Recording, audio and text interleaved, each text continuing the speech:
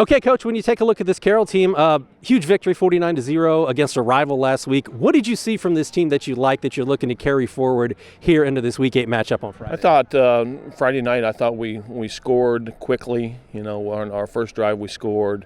We get a stop, we score.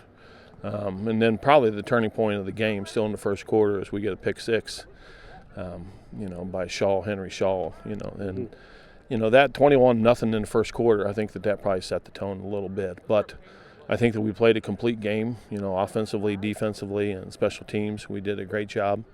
Other than that last drive we had a lot of, twos in there. We held them to, about 30 yards rushing and about 100 yards passing. So we were very pleased. We were very pleased with the efficiency of the play offensively. Getting guys the ball, and we just hope to continue to stay healthy, and get guys, some guys are dinged up a little bit, get guys healthy, getting back on the field. Big game this week, and we got to move forward. When you talk about Northrop, offensively, you kind of hit on some of the wide receivers that they have. So what do you need to do defensively to corral the strengths that they have on Friday night? Yeah, I mean, they're very athletic, very athletic.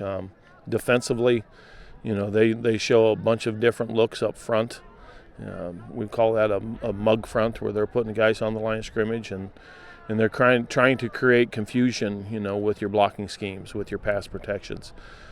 And they've got very good talent behind that, to be able to play a lot of man coverage, to be able to take away the pass game. Guys that are very athletic and fly to the ball. Offensively, they're loaded at receiver. They've got a quarterback, that we know well, that distributes the ball very well.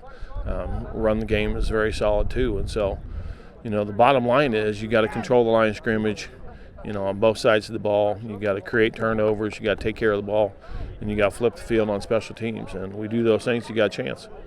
Speaking of chances, you do still have a chance to retain the victory bell if things fall out your way. You have to win this game to make sure that happens. So how important is that to make sure you take care of what you can take care of on Friday night? Yeah, I mean, we talk about this all the time, that, we can only control what we do. We can only control, our Friday nights. And the rest of it takes care of itself. I mean, we didn't put ourselves in a situation, back in the game versus Dwenger, to be able to control our own destiny, so if we want to have a part of it and let the tiebreaker take care of itself, then we got to win out, and let the chips fall as they are.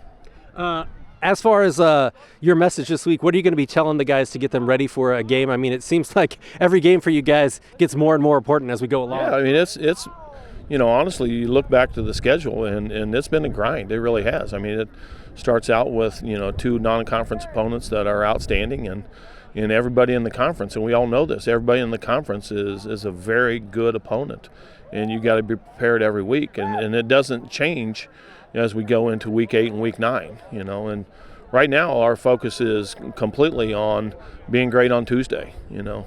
Let's get through everything that we're doing at a high caliber and a high level of play, and prepare for Northrop, and that can be the only focus. And we do that, and then we'll move on to Wednesday, and hopefully in preparation for Friday. Anything else you'd like to add, Coach? Appreciate it. Thank you very much for everything. All right.